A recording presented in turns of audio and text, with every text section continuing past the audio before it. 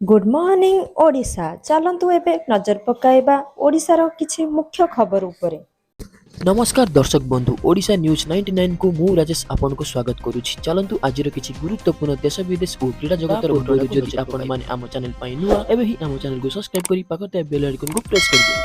Number 1 Ramlala को दर्शन कले हनुमान। कुहा जाय जेउठी प्रभु श्री राम अछंती सेठी परम भक्त हनुमान मध्य पहुंची जा कली जुगरे देखिबा को मिलिछि।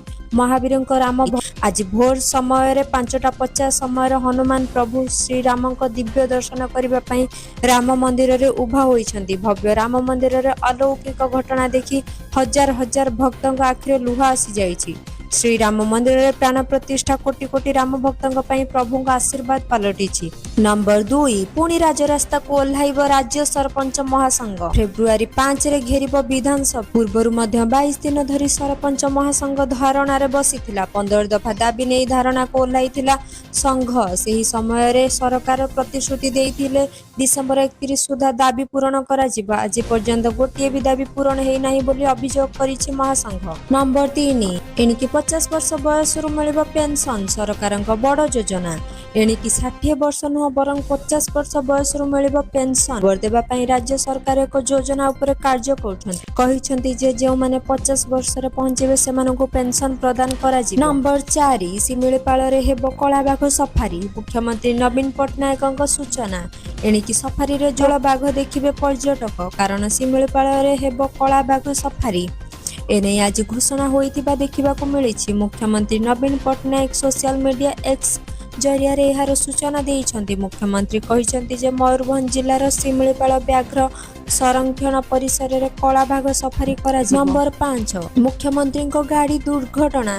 प्रबल वर्षा जोगु प्रशासनिक अधिकारी सह बैठक बातिल हेबा पर फेरुथिबा बेले मुख्यमंत्री को गाड़ी दुर्घटनाग्रस्त होइतिबा सूचना मिलिछि। दुर्घटना रे मुख्यमंत्री आहत होइछन्ति। तुरंत तांको हॉस्पिटल को निया जाइतिबा सूचना मिलिछि। दुर्घटना केते गुरुतर से नै वर्तमान सुधा कोनोसी सूचना मिलिनि। नंबर 6 धौली गणनाट्य यात्रा पार्टी ट्रक उलटी 6 जनक मृत्यु होइतिबा घटना। मुख्यमंत्री नवीन पट्टनायक गभीर दुख प्रकाश करछन्ति। एहा मृतकଙ୍କ परिवार को 3 लाख टंका लेखाए अनुकंपामूलक सहायता राशि घोषणा करी शोक संतप्त परिवार वर्ग को गभीर समवेदना जणाइछन्ति मुख्यमंत्री। सेहीपरि समस्त गुरुतर आहतଙ୍କୁ उपयुक्त चिकित्सा जोगाई देबा पई निर्देश दैछन्ति मुख्यमंत्री। नंबर 7 कनिष्ठ शिक्षक नियुक्ति रे अनियमितता नै अभियोग को नै बड़ खबर सामना को आसीछि।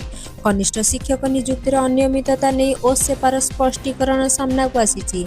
ईडीसीआईएल पक्षरु परीक्षार आयोजन और फलाफल प्रकाश पाइतिबा कहिछि ओसेपा।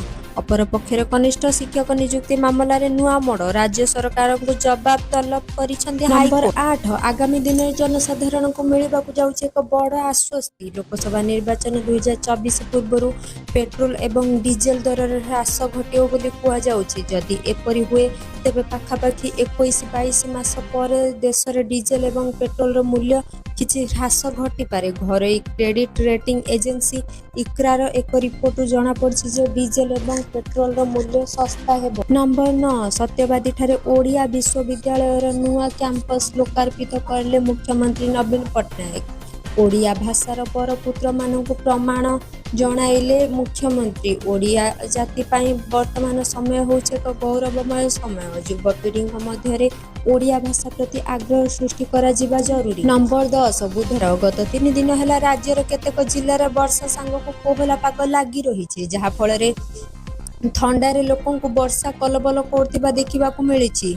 तेबे एमितिका पाग आसंता काली पर्यंत लागि रहिबो। सेहीपरि आगामी 2 दिन धरी घन कुहुड़ी देखिबाकू मिलिबो बोली भुवनेश्वर आंचलिक पाणीपाग केन्द्र पूर्वानुमान। नंबर 13 वर्तमान समय मार्केट विभिन्न प्रकार निवेश सुयोग रहिछि। सेति मध्यरे बैंक पोस्ट ऑफिस शेयर बाजार म्यूचुअल फंड्स बॉन्ड जीवन बीमा आदि रहिछि। सेति मध्यरु बैंक रे स्थायी जमा रे निवेश कले ग्राहकक पई ताहा सुरक्षित होइथाय। ग्राहक माने सर्वदा अधिक रिटर्न मिलुथिबा निवेश संधान रे रहिथांती। ग्राहकक रुचि को दृष्टि रखी बैंक माने मध्य बढ़िया बढ़िया निवेश सब लॉन्च करथांती।